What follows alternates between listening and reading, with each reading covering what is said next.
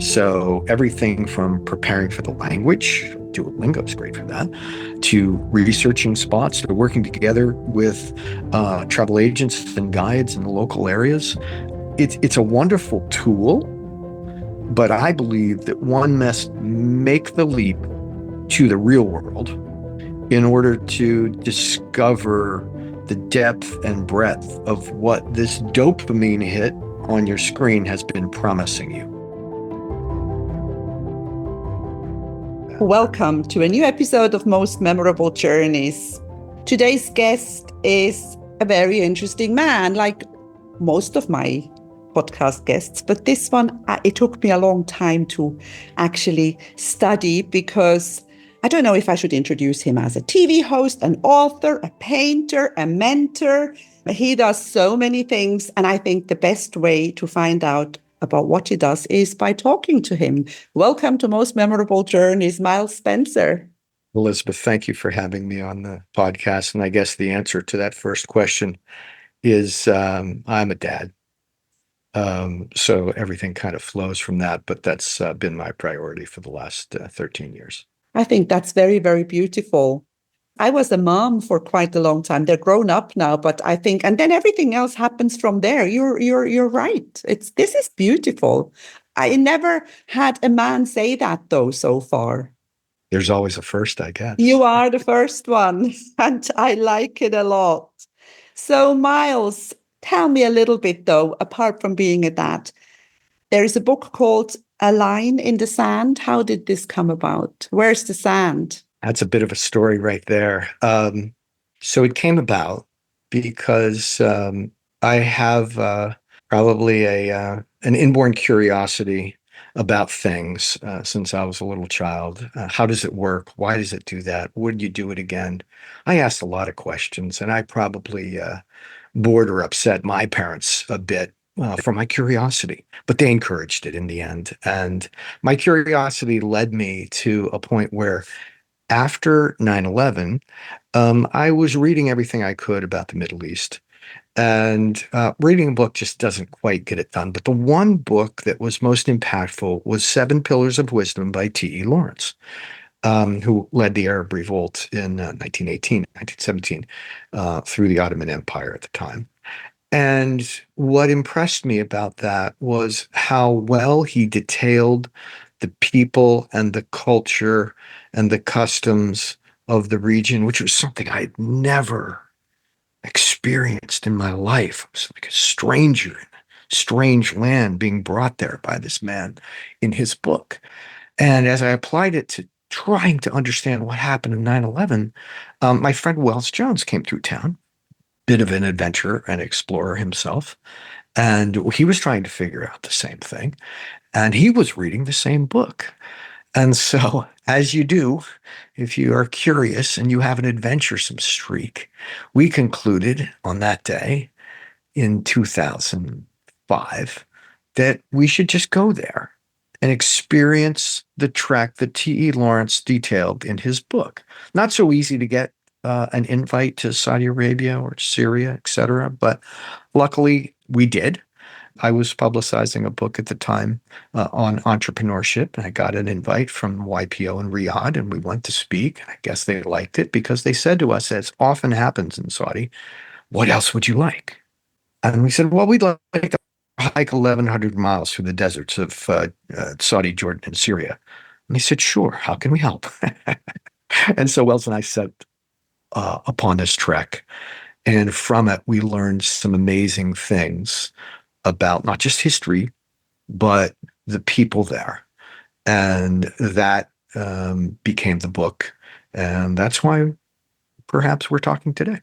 Wow, I did not expect this at all because I am a huge, huge lover of the Middle East. I'm very near. I'm 20 minutes flight from Beirut. And I have a dream. You mentioned Saudi. My dream is to go hiking in Al Ula in Saudi Arabia. Have you been there, or did you go to? I have not, because it wasn't really the attraction that they've recently made it. Somewhat like a Petra. or at Jerash in Syria, etc.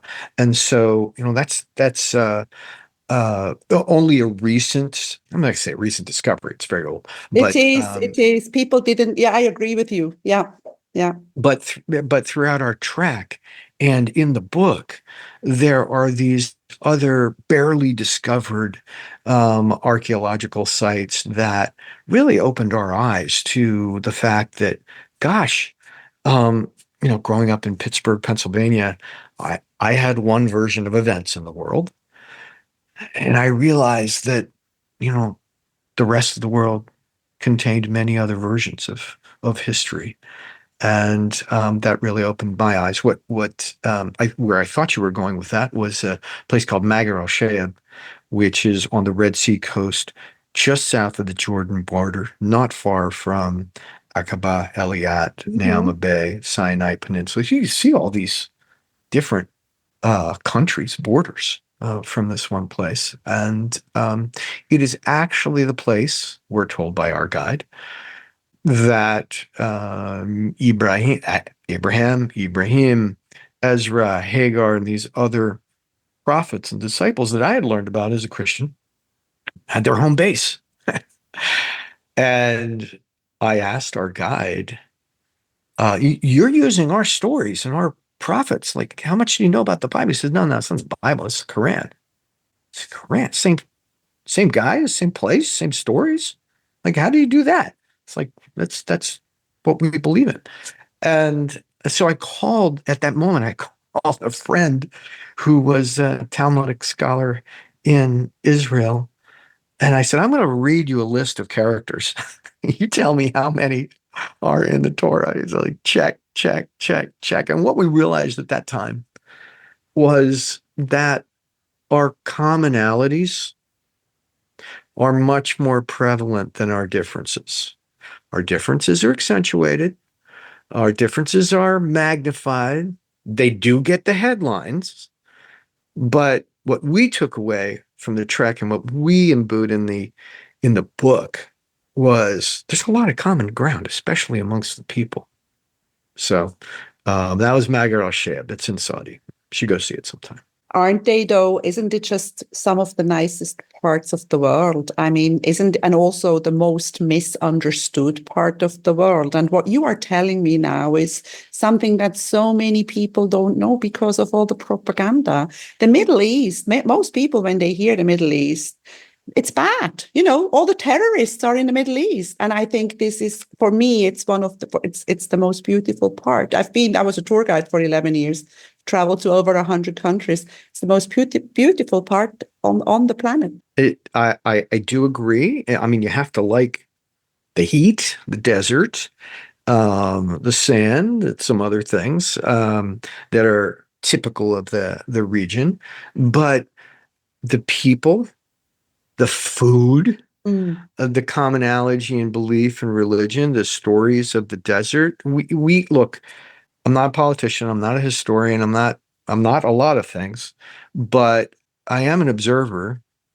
I've had a lot of experiences that are personal to me. And so what we share in the book is what we've learned from personal experience. And you're right, Elizabeth. It is almost as if the scales have fallen from your eye. The veil has been parted suddenly. Oh my gosh, there are nice people here. There are good stories. There's delicious food. There are wonderful places to discover. We don't see a lot of that in the West. And our hope was that perhaps by telling a good story, we could teach people about the region and the history and the culture, and there could be a better understanding. Oh, totally. I need to read that book, A Line in the Sand. Is it available on Amazon? We decided to make it exclusive on Amazon so that we could promote it best there. It is happens to be a bestseller at the moment in Jordan, Saudi Arabia, and Syria. But it's A Line in the Sand. Search under Spencer or Jones. There's a few titles under that name, but also there's an Audible version, so you can get it in paperback, you can get it in Kindle. But if you like to listen, it's a wonderful narrator named Eduardo Ballerini, who we had the honor of getting to read our book for us. And now these are the same words. I'm like, I wrote that sentence. But when Eduardo says it, it just sounds so much better. So there's an Audible option as well. It happens to be my favorite. Okay, we'll put the link in the show notes for the Amazon, because there are still quite a lot of people who like to actually hold the book. But what you were saying about hearing what you wrote, this sometimes happens to me. I don't know if it happens to you, but sometimes I look at something that I wrote, and I read it, and I think, wow, did I really write this? I'm good. I I've surprised myself on the good side. But to be honest, being on camera, committing yourself to painting or to writing, etc., I'm my harshest critic. I can't believe I wrote that sentence. Oh Lord, I can't. I could have done that better. I could though. I'm more often than not very harsh on myself. And the reality, Elizabeth, is that most people don't notice and care that much. They want to hear the story, not how well you're lit, right? Oh my God, this is so true, because we are, as you say, we are our own worst critics. And I think it's also the other thing that many people find very hard to handle when they do it the first time is to listen to their own voice. It's true, especially when you hear it played back later, which I do from time to time after I've done podcasts. I like to tune in and not just there's one perspective, as you know, which is how we're recording right now, but how it plays later, to me, almost always sounds different. Yeah, I've had guests, people who are not like you. I mean, you're a professional, you've been on TV shows and things, but I've had people on this podcast who haven't had done the recordings before. And when the episode goes live and I send it to them, they sometimes tell me, I'm afraid to listen to this. Well, I do have the fear, but I also have the curiosity. So in the end, I want to open it up and listen and see how we Yeah, did. yeah. See how we all did. Yeah, but I think we're all the same in that way as well. And just coming back to the Middle East as well, or generally to the world, at the end of the day, we are all the same. We all have the same fears, worries. We want to be happy. We want to be safe. We want our kids to be well. Don't you agree? So much so, at the end of the book, I won't do a spoiler here. There are five takeaways, and I'll give you one, Okay. and that is grandmothers deserve to hug their children and grandchildren. That Hmm. sounds simple, doesn't it? Well, that simple luxury is not enjoyed by every grandmother in the Middle East. It's frankly enjoyed by very few. And in our book, grandmothers play a big role, not just in the cooking, but also in the development of the plot. And as you read, you begin to realize that these three women, one is British Jewish, one is French Lebanese, one is Saudi. They all work together in the background and not only get food on the table, but get a lot of things done very quietly. Ain't that the truth?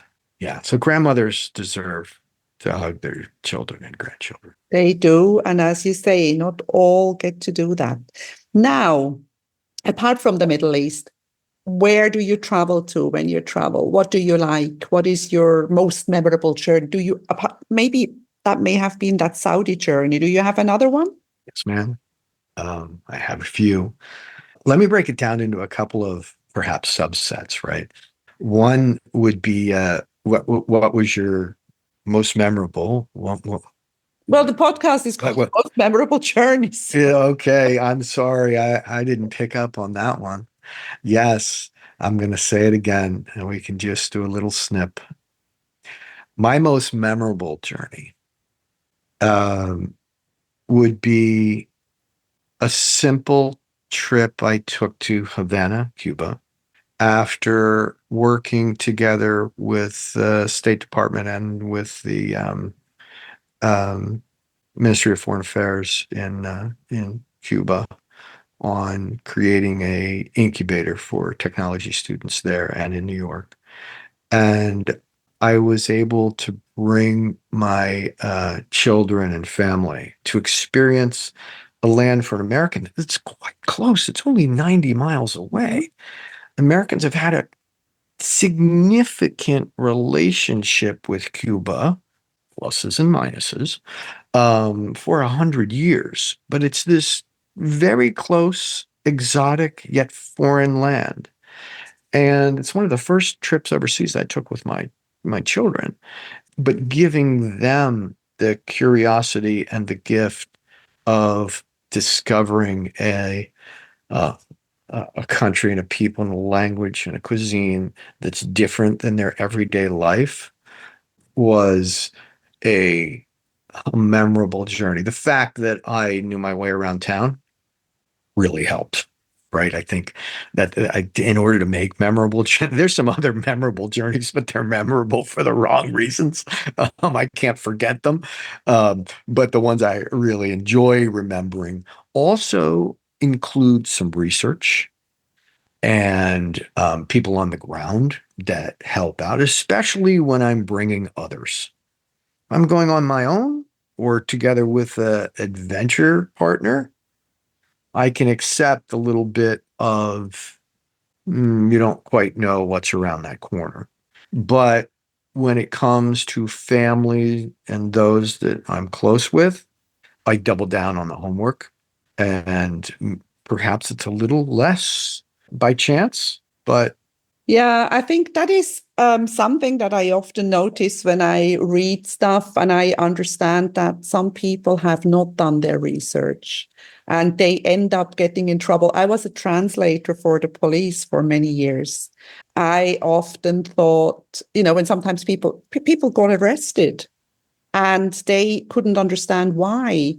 And on top of everything, they were arrogant to the police, to the local police, which is the biggest mistake you can make because you're on the weak side of the table.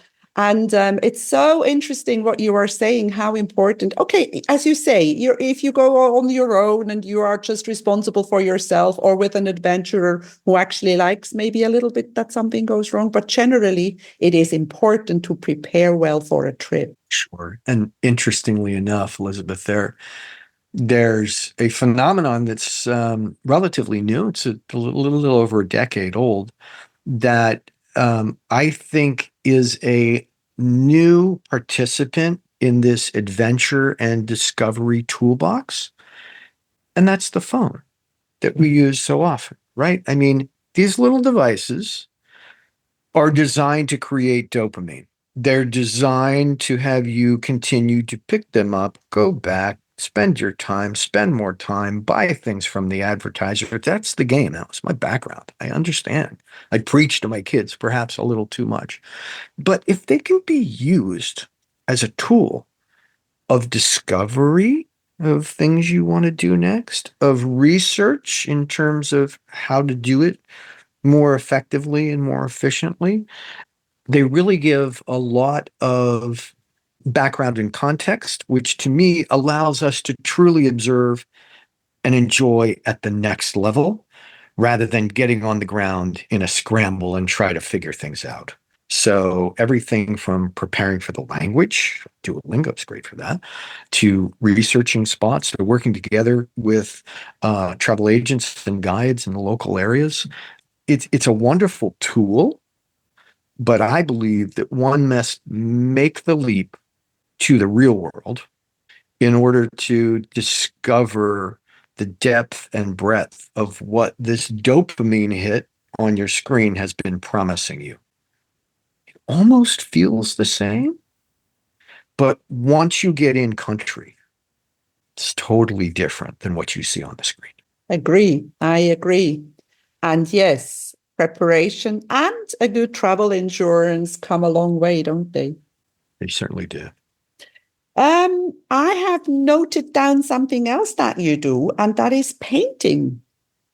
Yes, it was a gift from my lady during COVID. We're all bored to death, right? It's like, okay, you're taking comedy routine lessons. You're making sourdough bread.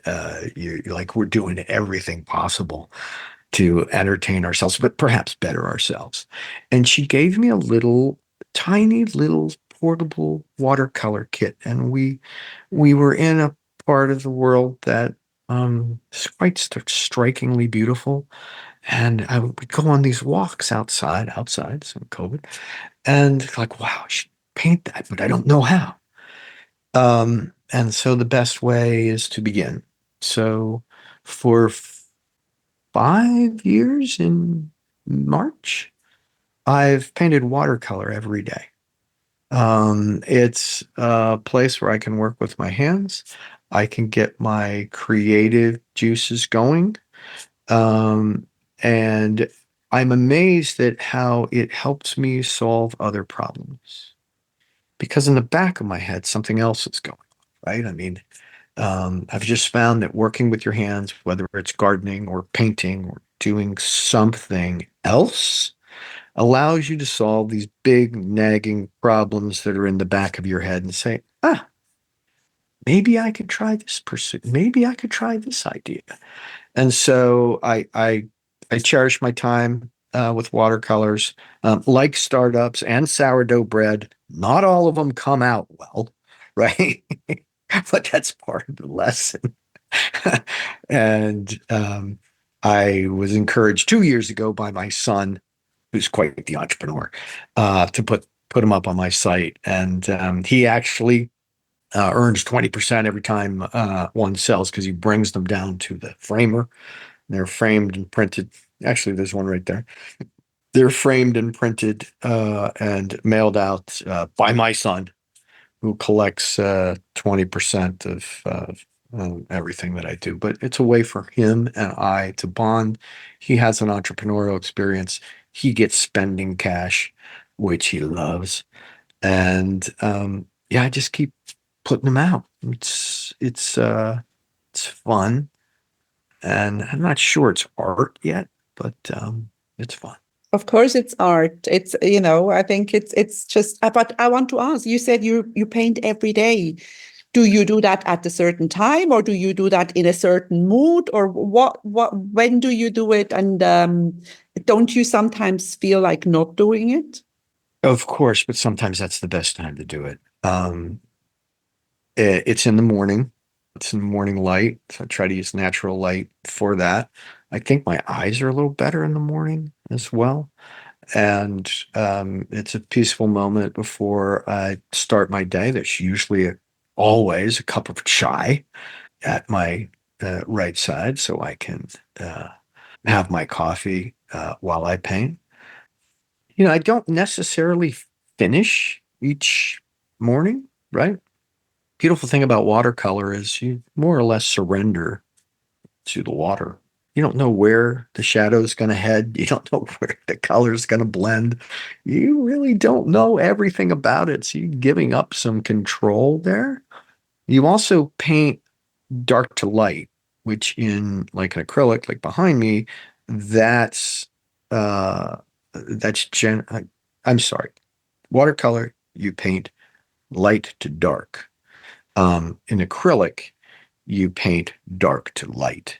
So there's no way to lay that white on top of a dark cerulean blue like you see there in watercolor. Just not going to happen, right?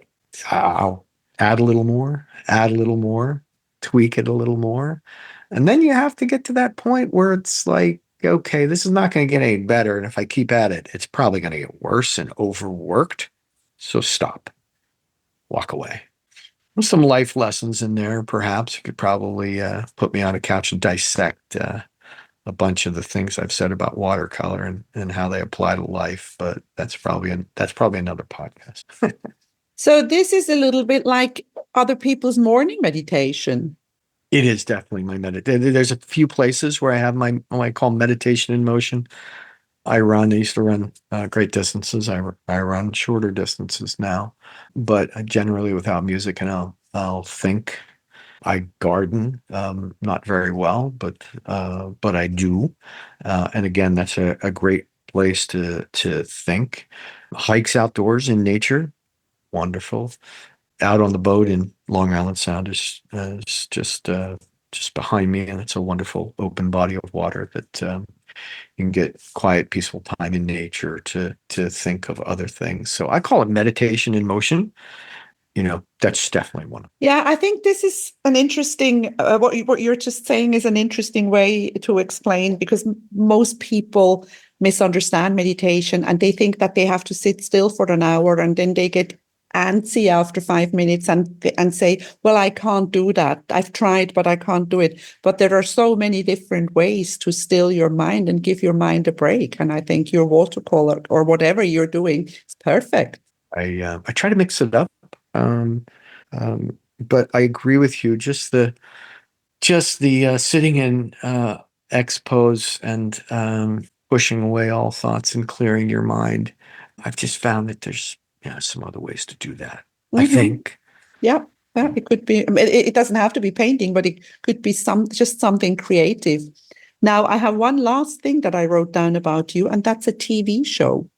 Yes, it's been a minute since I've been a host on a television show, but back during the dot-com craze, I was a principal in a venture capital fund. We didn't have as much as all the other big venture capital funds during dot-com, so we were really in what we call a pickle. How are we going to see good deals when everybody else has more money and they have more on Hmm. marketing and et cetera? And I came up with this idea, which I blurted out to my partners. I go, why don't we have entrepreneurs come on the show and pitch their ideas, and we'll give them thumbs up or thumbs down, and occasionally write a check to them. And it'll get so popular that all the entrepreneurs will send their plans into us. What do you think? And I said, sure, let's try it. Well, for $500 at our local station here in Connecticut, we got a studio and three cameras, and we gave it a shot. And it actually kind of worked. One of my friends got the tape to my current partner in Hollywood, Scott Carlin, who was at the time number two at Warner Brothers. And he came out to see him, and he literally wrote on the back of a napkin how to do it. And so 6 months later, we had Money Hunt on in 230 stations on PBS in the US and 13 countries overseas. And we had a rip-roaring time and got all of the deal flow. And so we were able to selectively pick which one we would like to invest in. We did eventually start writing checks on the show, which became the format for Dragon's Den in the UK. And then Dragon's Den brought it to Canada and the US, and it's become now the very famous Shark Tank. So one might say I'm the grandfather of Shark Tank. That's worth about one cup of coffee at Starbucks these days, but it's actually fairly accurate. What's important to note is it was not my idea. When I was in high school as an exchange student in France, I used to watch Bernard Tapie and a show called The Entrepreneurs in French. That's how I learned my French. Wow. And so I think it's Picasso that said, good artists borrow and great ones steal. So we ripped it off pretty completely from him. Dragon's Dead and more or less did the same to us in Shark Tank. So that is the family tree Amazing. of entrepreneurial reality shows. And I think Shark Tank does it extremely well. You know, there's a Netflix series about Bernard Tapie, and I actually watched that. I was fascinated. To be honest, I did not know him. I did not know about him. I happened to watch this. A trailer came up, and I started watching it, and I couldn't believe it. Amazing. Elizabeth, this is actually wonderful. And this is actually a new business that I'm in, which is movie recommendations. Our thesis is that algorithms and mathematics in Netflix or something else only go so far because they recommend the same thing, stay on the same platform. They never recommend Disney from Netflix. But we believe that Friends recommendations for movies have been going on forever. They're a wonderful conversation starter, and they are the pinnacle of movie recommendations. So I am going to go to Netflix and find the Tapi movie, but I'll do one better for you. I'll watch that. I'll review it on our platform called Relay, and I'll make a list for you of if you like this, you should watch these five, not on one platform, but on all the platforms. And I'll send that list to you. You can put it in the show notes. The company's called Relay. It's a wonderful new project that I'm working on, but I loved it when people mention movies as a way to relate to each other. I think, and I thank you for it, and I'm going to go watch the Bernard Tapie movie. It's great. Yeah. So, well, please send me that, what you said. And because we have space in the show notes to share this. And I you will were do so. saying before we started recording that you do spend quite a bit of time in the south of France, don't you? You're a francophile. You like the French. You like France and the French. It is true. I'm accused of being a Francophile by my lady who's Italian. So we basically go to a coastal spot that you could see Italy from France. As a matter of fact, if you know your history, that whole region from Antibes to Menton was owned by the Dukes of Savoy. It traded hands many times in the last 60 years between Mussolini and the Nazis and the Vichy state and the American occupation, the Allies, and then eventually back to France. So it's quite Italian slash French, but currently French. And so I get the finger pointed at me. You said it very kindly, like you're a Francophile. Yeah, I get like, oh, you're a Francophile. And the reality is, yeah, okay, I am. And the name Spencer actually comes from dispenser, which is Norman. And Robert Dispenser was right-hand man to William the Conqueror. So he got lots of land in England 1,000 years ago because he was part of the team that went across the channel.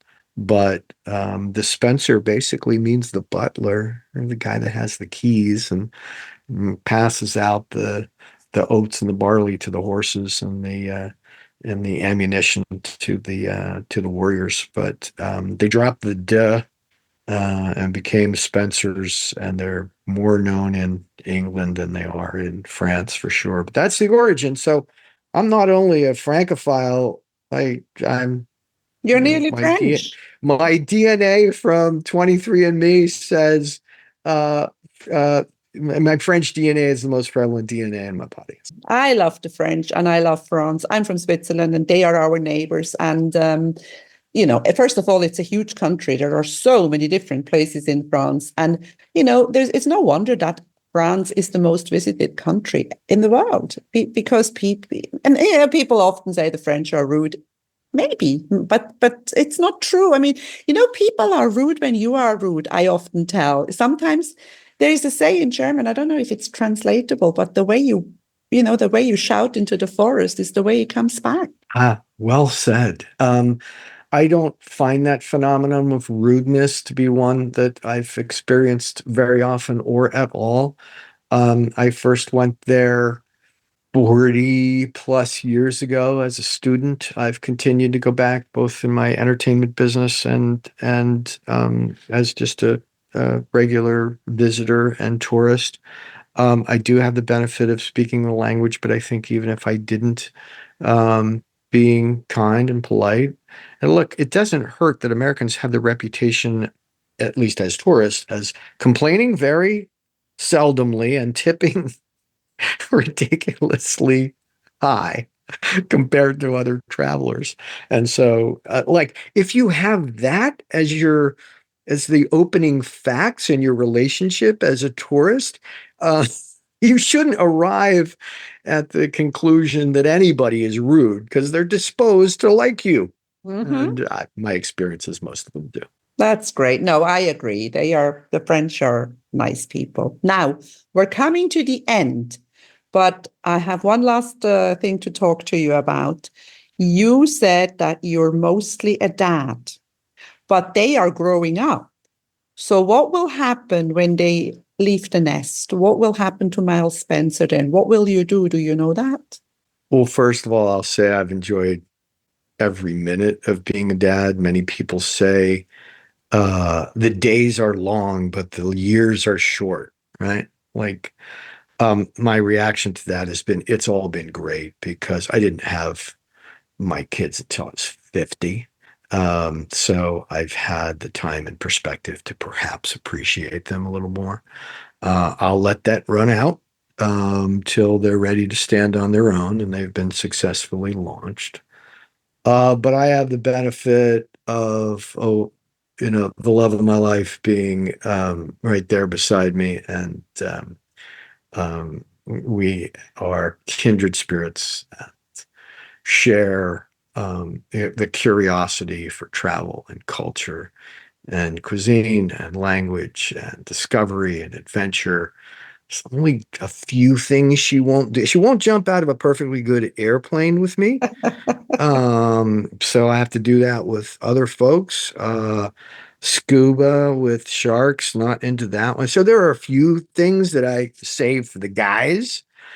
My health is good. I think I have uh, some more decades of adventure and discovery. Little note: I'm named after my great grandfather, Miles Spencer, and he had 24 kids, but he's the last kid when he was 74 years old. So maybe that French or English DNA allows me to continue to experience things in life after the kids have moved on. And then, of course, maybe there's grandkids. Who knows? And maybe you will travel to the Middle East or somewhere and stop over and visit me in Cyprus. We would actually love that. It's been on the list for a while, and don't be surprised if we're knocking at your door and hoping to make a delicious Cypriot meal Yeah, together to enjoy at the table. you never know. But for now, thank you so much for being on Most Memorable Journeys today. Miles Spencer, thank you. Thank you, Elizabeth. It's been a pleasure. If you enjoy my podcast, please like, share, and subscribe to my channel. You will find all the information in the show notes.